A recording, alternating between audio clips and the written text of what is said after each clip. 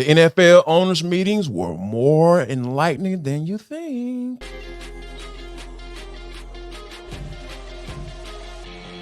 This is Locked On Sports Atlanta, and it's time for the Atlanta Football Party, only on Locked On Podcast Network, your team every day.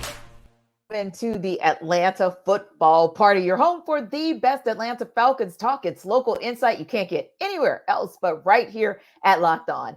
I'm your host, Tenitra Batiste. Alongside me are Jarvis Davis, Aaron Freeman, and Tori McElhaney. This episode of our Atlanta Football Party is brought to you by FanDuel. Make every moment more. Right now, new customers get $200 in bonus bets with any winning $5 bet. That's $200 if your bet wins. So visit FanDuel.com/LockedOn to get started. And of course, our Atlanta Football Party is part of the Locked On Podcast Network, your team every day. Now, we here at the Atlanta Football Party are still looking for clues to what's going to go down in the War Room in Flowery Branch at the end of this month. And we will definitely know what April Fugaziness. Did I get that right, Jarvis? Fugaziness. We don't want to see with the Falcons. Enunciation that you have comes with it. Yeah. That's what I do, man. I'm here for the enunciation. We're not here for the fugaziness, however, of April Fools. So want to make sure that you guys know exactly what we're talking about that we will not take. And we got to talk about that and download on our takeaways from a really, really busy and impactful NFL owners meeting. So let's get right into it. The NFL owners meeting was, of course, wrapped with some intriguing changes to the rules, some interesting commentary from Arthur Blank, Terry Fontenot, and Raheem Morris. And Tori, I know you had a whirlwind of a trip that took you to Florida and back within 24 hours. What were some of your big takeaways from the week? So yeah, I went to Orlando for owners meetings, like Tenitra said, 24 hours in and out.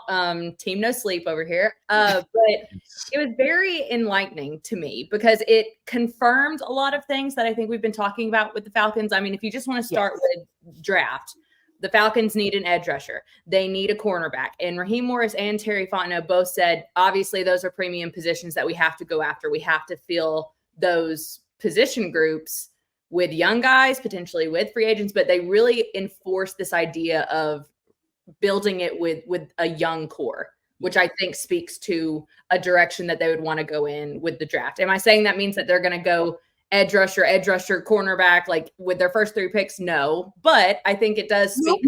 What? I know, Jarvis. I know that's what.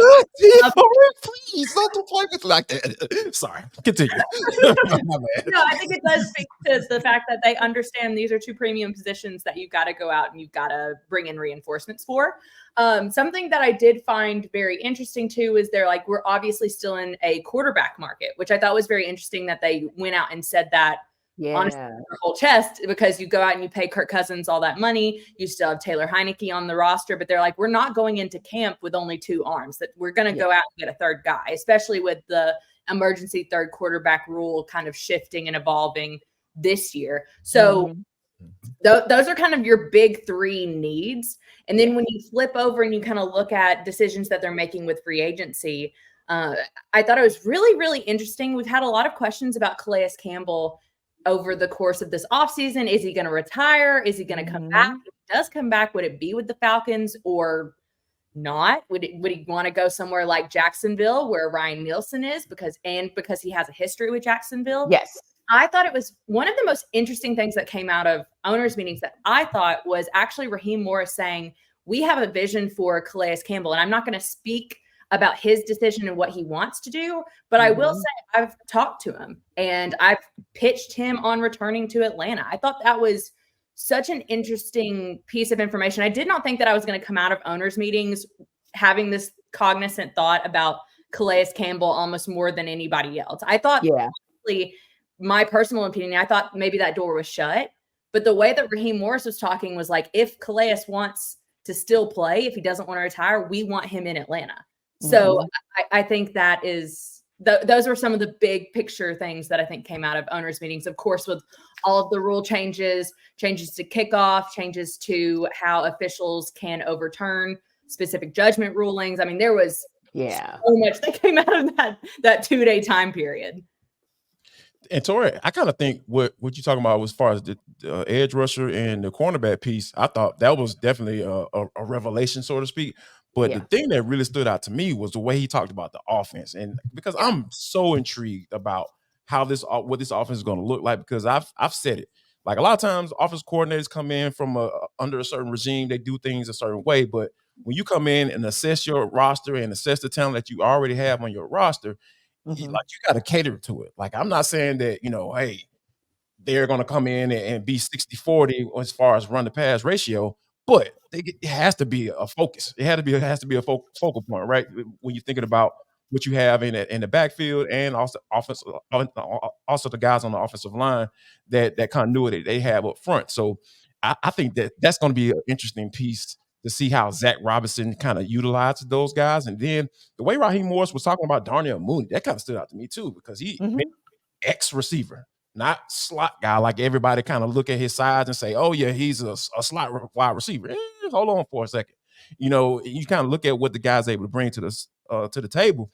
He's an elite separator. And what was kind of missing on the outside last year, that elite separation, speed, guys who can get down the field, guys who are a threat downfield. And the Falcons just didn't have that. Nothing against Drake London, because what he does it very well. You're talking about being able to get those 70-30 balls that Desmond Ridder was throwing him last year, and just being able to, get those contested catches and be a serious red zone threat for the Falcons down there in the red zone.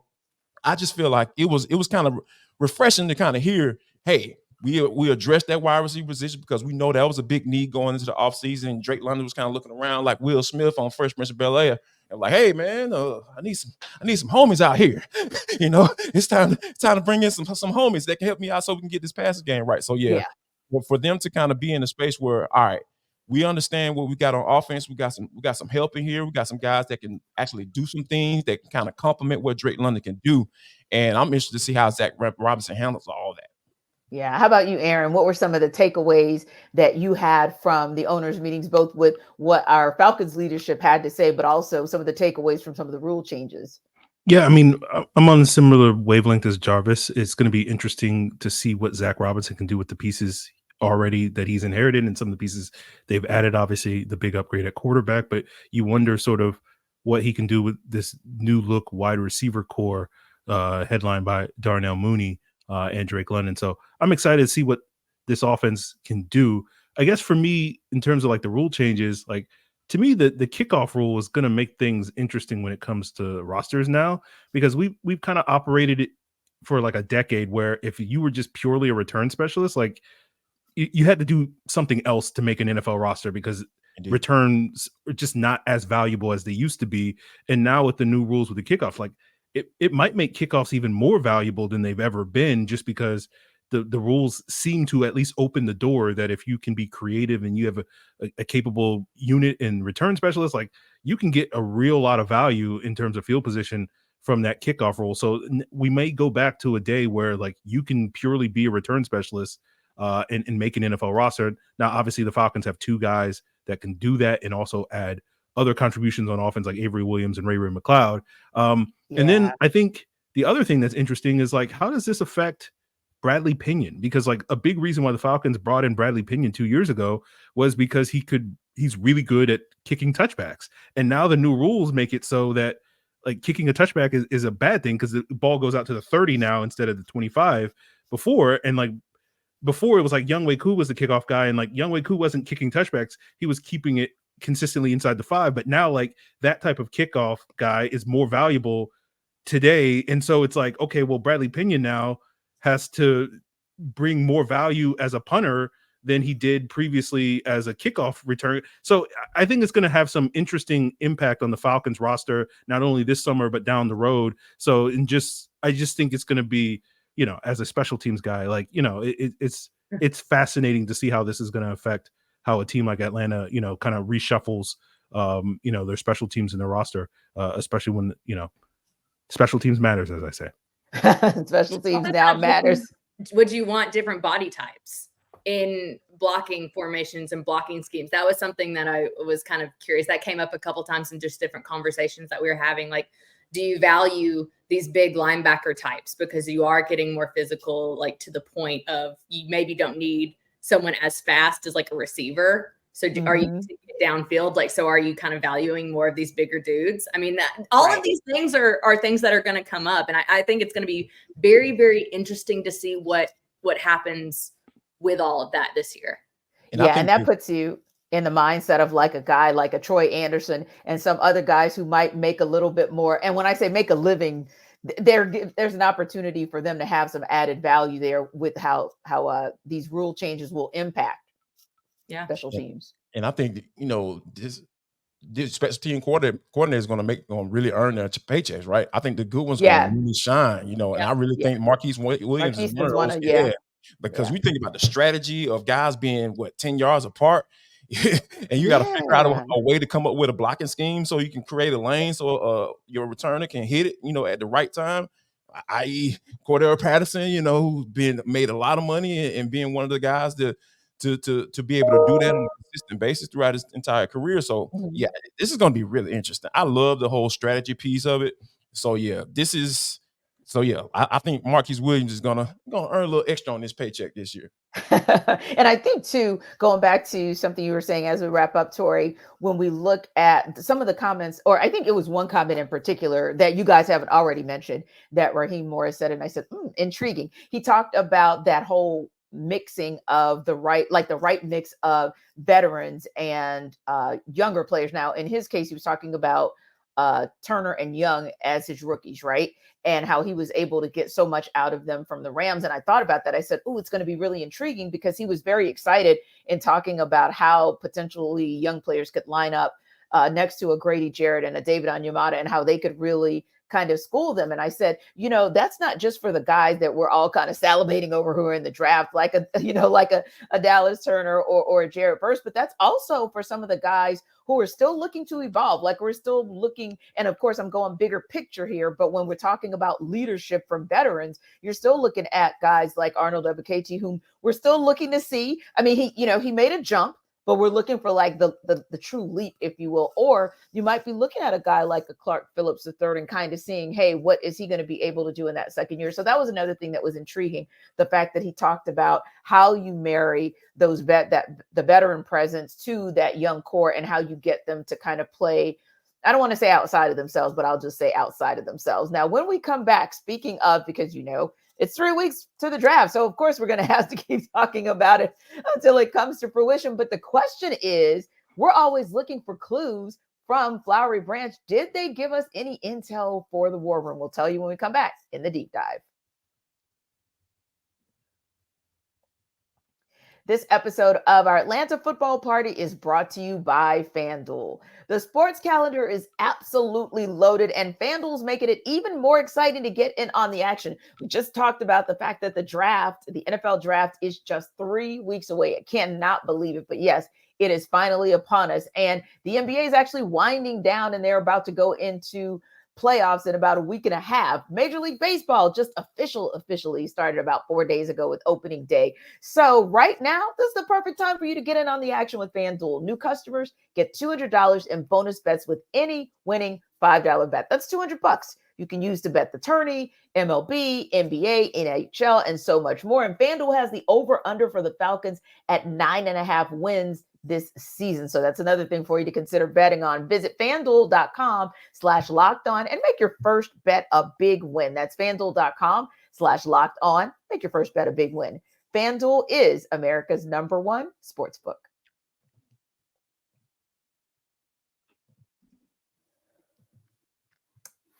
So guys, it seems like everything's been a little bit quiet. We haven't really heard of any free agency signings, Aaron, or any departures in about 2 weeks now. But we're looking into the crystal ball. We've got about 3 more weeks to look into the crystal ball. And based on the fact that it's kind of been quiet, do you think that gives us any clue about what's going on in the War Room with the Falcons for the draft? Yeah, I think, we talked about it a little bit earlier, where you're looking at a situation where I think they have some needs on defense, and they mostly got most of their offensive main glaring issues sort of solved at this point in time. And so I think it kind of tells us that their plan is probably that they're going to spend a lot of draft picks on defense, and their goal is to kind of draft and develop those guys. And with the offense, it's a big bet on Zach Robinson and his ability to get this unit, hit the ground running in terms of what they can do offensively this season. So I think we'll see a big investment on the defensive side of the ball, with the idea that, Raheem Morris and Jimmy Lake and company, they're going to kind of remake this defense into what their vision is for the future by getting some young players in here and get, 3 or 4 guys potentially that could wind up being, starters, long-term starters here in Atlanta over the next couple of years. So I think that's kind of where they're going. But, the Falcons, they'll always throw a curveball when you least expect it. I know, Jarvis, I keep mentally preparing myself for them to say with the 8th pick, not just do the Falcons move back, so then we've got to wait even longer to see what they're going to do. But then it'll be something like, and with the 13th pick, they go with the wide receiver. But anyway, but wait, that's the precedent here. Right, exactly. I'm sorry, Tori. I'll make it even broader. They'll go with fill in the blank, offensive weapon. Exactly. So I'm not going to even do that to myself. Yes. But Jarvis, in my little happy place for them, it's, trying to read the breadcrumbs and the tea leaves, thinking, sure has been quiet for the last 2 weeks. We haven't heard anything from a free agency signing. For that matter, we haven't heard anything for anyone parting ways either in a minute. So that could be a consideration. But do you think maybe we can kind of think it's telling us the draft is where defense will be picked up where they left off? To answer your question, I think so. I believe so, because when we think about how Raheem, like we talked about earlier with Raheem Morris, and how he was talking about the offense and having those weapons at wide receiver and bringing those guys in, Rondell Moore, Darnell Mooney, and Ray McLeod. Obviously he's going to be mostly special teams, but I feel like they're going to probably try to find some space or some room to kind of get him involved in the offense as well. But for me, I feel like the reason why it's been quiet on free agents because they ain't got no money. Yeah. So you can't go find somebody with $3 million. Jarvis, what's wrong with you? They ain't got no money. They trying to kind of need like $12 million to sign your draft class. Right. It's just like, hey, they got to figure that out. I'm telling you, like Aaron and I talked about this on the Locked On Falcons podcast. Make sure you check that out. We're trying to get our man to 10,000 subscribers, man. Come on, y'all, stop playing around. Subscribe to my man a podcast.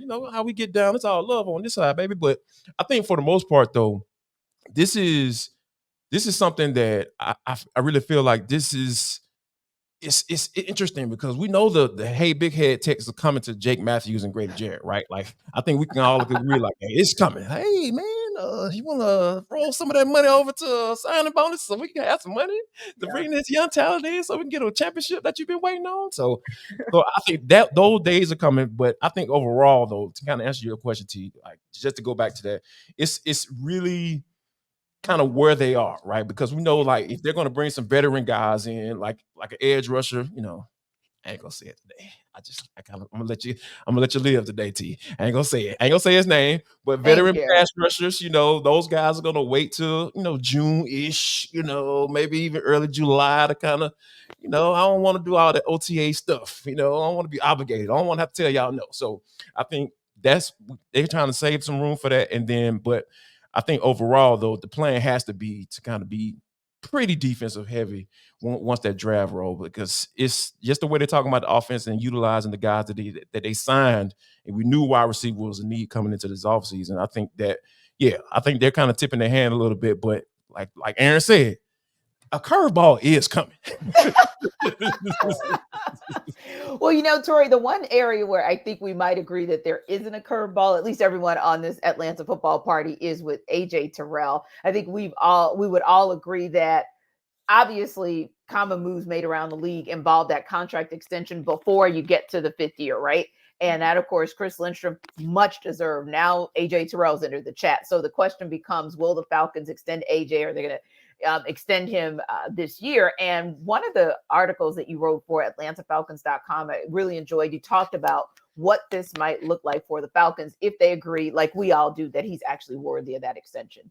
Yeah, so this was actually something that we talked to Terry Fontenot about a little bit. And I even asked him when we were at owners meetings, I was like, I don't want you to get into the contract extension talks. I know you're not going to answer that. But from a foundational standpoint, how much has AJ Terrell meant to not just this secondary, not just this defense, but I think to this organization since the moment that you stepped in here.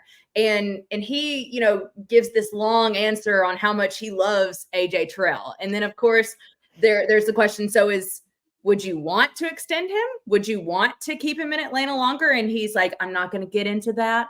But I love AJ. And that was kind of, and so I kind of just took that and ran with it. I was like, look, here's the situation as it is. The Falcons have precedent. They did this for Chris Lindstrom. Granted, it was right up into the end of his 5th-year option that they ultimately did keep him longer. So AJ is entering into his 5th-year option, playing under his 5th-year option in the 2024 season. It can happen at any point in time. They can choose to extend him at any point in time now that he's passed his 4th year of playing. And so that there's precedent for him. There's also this idea of, I was looking at the overall market for someone like AJ Terrell. I think many would consider AJ Terrell in the top 20, top 15 cornerbacks in the league currently. And so he's going to go for a lot of money on the open market. So I personally think too, that with a guy like AJ, who's Atlanta is his home.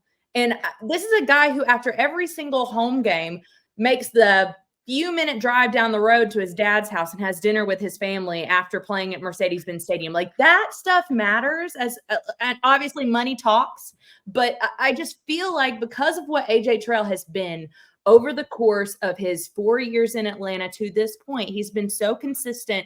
He's been a playmaker. Even though you want to see more interceptions from him, I do think he's still been at a position that breeds sometimes inconsistency. I feel like AJ Terrell has been incredibly consistent. And I know that it should be a priority to this front office to find a way to keep him around long term. And also, I keep saying this too, AJ Terrell has never had a consistent running mate with him. Exactly. I was going to say the same. Yep. It's been a revolving door on that other side of the field. And I would love, I would love to see there be some consistency for AJ. And obviously injuries happen. And I think that things probably would have been a different story if Casey Hayward hadn't have the shoulder injury that essentially put him out for the year. And they ended up not bringing him back for his 2nd year of his contract. But I want to see what AJ does with the level of consistency that we haven't seen from a guy on the other side of him. So what does that mean to me? It means that this is a huge offseason for the cornerback position, potentially locking AJ up long term, and also maybe bringing in someone young to work alongside him and kind of have that consistency implanted in the other side of the field as much as you've had it for AJ. Long-winded answer of me being like, just bring AJ back. Yeah, just bring AJ back. Right. But no, you're absolutely right. Money, figure it out. Yeah, and I mean, this is a guy that has an opportunity now to work with Jerry Gray for another year. So I think that could be very, very helpful. And what if Jerry Gray gets himself a healthy counterpart for AJ Terrell, like he was hoping he would have gotten, but didn't quite get last year? And I think too, something that you mentioned, and I think sometimes AJ Terrell gets maligned for this, and I'm not sure that he should, in all honesty, because you can't pick a ball off that's not thrown to you. So most quarterbacks and offensive coordinators knew, hey, we'll just throw it to the other side because, well, we know what we got working on this side. It's AJ. We know that there's some revolving door of, average talent on the other side. So hopefully, the thought will be the reason that the guy's numbers aren't like that is because, of middling talent that kind of forced his hand. But I agree with you. I think you just re-sign him and then give him the opportunity with a quality counterpart and with a quality coach that's been able to coach up some of the legends and, really, really make the secondary something to see. Along with, of course, their safeties. Yeah, I think that's one of the things that, when you think about AJ, like he's been pretty consistent, right? Like obviously he has some times where you like, oh, okay, that's not necessarily AJ's thing. That's the nature of the position, exactly. I'm a little bit more lenient with cornerbacks, like being inconsistent because of the nature of the position. Some people might disagree with me on that, but I am a bit more like, you're going to get beat. With the amount of times that you're one-on-one coverage, you're going to get beat. These receivers in this league are too good. It's going to happen. It's just making sure that it doesn't become a consistent part of being like that you're getting beat to a level of consistency that you don't want to see. And I'm with you on that, Tori, because I more so look at guys like where they are when they get beat. Like if you're talking about he's 10 yards away and he's guessing on a route and guess wrong, like those are the type of stuff you get concerned about. Where AJ Terrell that was a perfectly thrown ball. Like it was only one person who had the opportunity to catch that ball. Exactly. You know what I mean? So that's what I look for, because he's always tight in coverage. That's one thing I've always got to give AJ his credit. But like if he gets beat, more than likely, most of the time it's going to be like, oh man, that was a really good throw. Like there was the wide receiver was the only person that could catch that rock. If he only thing he could have done about it was get a flag. So kind of like, all right, you're gonna save a touchdown or give up one. So it's kind of like I just look at it from that standpoint. But yeah, I think the corners are in a very bad position nowadays, just from a ruling standpoint. Like it's only so much you can do. It's tough. Yeah. I mean, you're out on an island, literally and figuratively. I know people say that and they use that terminology all the time, but I think even like Terry, when I was asking about AJ, he was like, this is a position where everybody else gets to play going forward. You're the only position that has to backpedal. And that's really difficult to do, to innately go against, I think, your normal way of movement. So it's going to be interesting. I think to me, it's a no-brainer that you want to keep AJ long-term. It's just, can they get something done? Yeah, indeed. When we come back, we're going to talk a little bit about what we don't want to see. We know it's April Fool's, but some foolishness that we don't want to see when we get back in What's Next.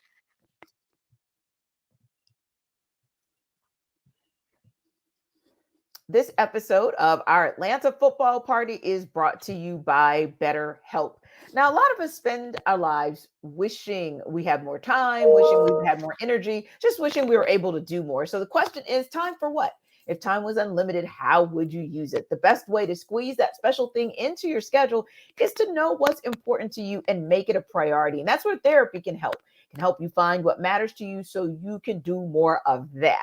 So if you're thinking of starting therapy, well, BetterHelp is where you might want to try. It's entirely online, designed to be convenient, flexible, and suited to your schedule. Just fill out a brief questionnaire to get matched with a licensed therapist, and you can switch therapists anytime if it doesn't work out for no additional charge. So learn to make time for what makes you happy with BetterHelp. Life's too short, so you need to do those things that matter the most to you. Visit BetterHelp.com/lockedon today to get 10% off your first month. Again, after you wrap up the Atlanta Football Party, next is going to BetterHelp.com. That's HELP.com/lockedon to get 10% off your first month. And remember, it's the 1st of April, so it's always an opportunity for you to start fresh and get better help.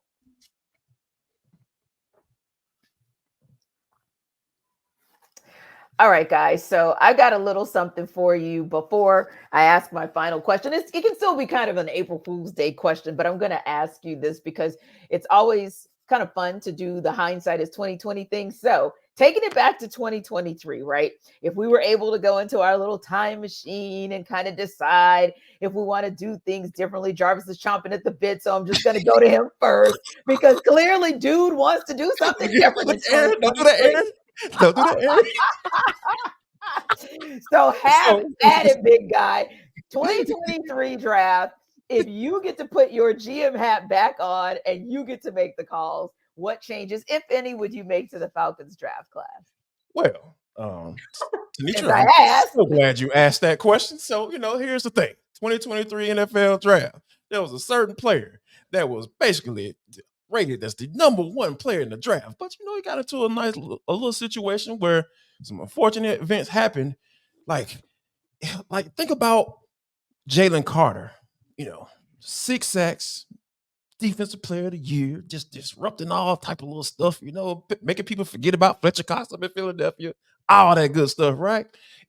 Grady Jarrett goes down for the season. Oh, man, that's so unfortunate. So unfortunate. Oh, my God, man, Grady, man. Oh, man, we look to have you back. But guess what? That means more playing time for JC. Yesterday was a resurrection. You talking about JC making a resurrection here. Oh, did I just make that comparison? I'm sorry, I might have to edit it out. I'm tripping. Not what he does. On that one. But I'm just saying, he's going to resurrect that interior pass rush. Oh my God, I'm talking about putting the quarterback on the ground. Jalen Carter's just been an absolute man. But seriously, yeah, I really like what Bijan Robinson brought to the table. But I really felt like that would have just been a perfect scenario for JC to come in and do his thing and do the whole rotational thing, and then Grady get hurt. Like, hey y'all, let me get a little sample, a little taste of this black magic. You know what I'm saying? So it's gone from Jesus to black magic. Okay, I'm just checking. I'm just trying to figure out where we're going here. Okay. Yeah, so follow me here, y'all. So, We're trying. We're trying. So I really think that if we going back to this draft and saying, you know what, here's the thing, only thing I would change, because second round, love Matthew Bergeron. Like, I think he came in and was a solid player, but in that first round, why not Jalen Carter? Why not Jalen Carter? Okay, Tori, save us, please. I don't know how. Okay, I'll say this necessarily. I will say it's not necessarily. I think we look at the 2020. It's more. My answer is more about how we look at the 2023. I like it. Draft class. Yeah, because I feel like you talk about Matthew Bergeron. I don't think that second round pick is given enough love, and I will agree. I truly think that the Falcons fan base, probably to a certain extent, all of us for talking here, the Jalen Mayfield draft pick burned so much that when they got Matthew Bergeron in the second round and moved up to get him, that it was a not again moment instead of being what I think it has turned into, which is one of the best picks, if not the best pick, value pick in that 2023 draft for the Falcons. Yeah. I really, really liked that pick. And I don't think I would have done anything to change that pick, because what Matthew Bergeron was in his very first year for the Falcons is something that the Falcons have not seen at the left guard position since I've been covering the team, since probably before that. And I think that you can't overlook what Matthew Bergeron has meant to this offensive line in 1 year's time. And to me, it's only going to go up from there because of the nature of the fact that, let's be honest, this man never took inside guard reps at all at Syracuse. Yep. The first time he took a guard snap was at the Senior Bowl in January. And then he goes out and he's the starting left guard for the Falcons and was such again, I don't think people give enough credit to that pick. Also, the fact that we're talking about DeMarco Hellams as a guy who was a full-on starter by the midway point of the season. Yeah, if you would have told me that, DeMarco Hellams is going to be starting alongside Jesse Bates, and you're not going to be worried about it. If you'd have told me that the day after he was taken in the draft, I don't know if I would have believed you at that point. I'm like, no, he's a core special teams guy. I don't even know if he's going to make the 53-man roster. And then he goes, talking about the value picks that the Falcons got, it's not necessarily that I would change anything. It's just I wish that I could change the way that people view that draft class for what it was. It wasn't a lot of flashy stuff outside of Bijan Robinson. But I do think that what they got in guys like DeMarco Hellams and Matthew Bergeron was pretty special and really good for the long-term health of those positions.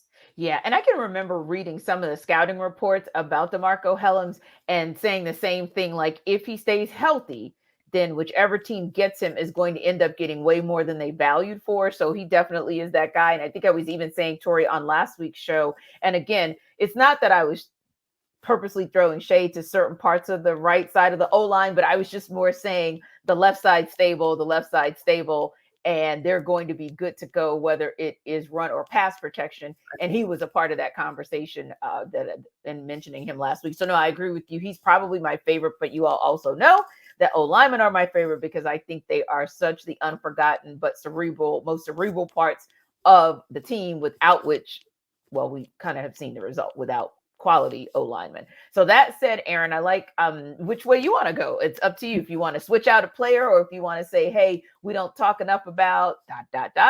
What do you think?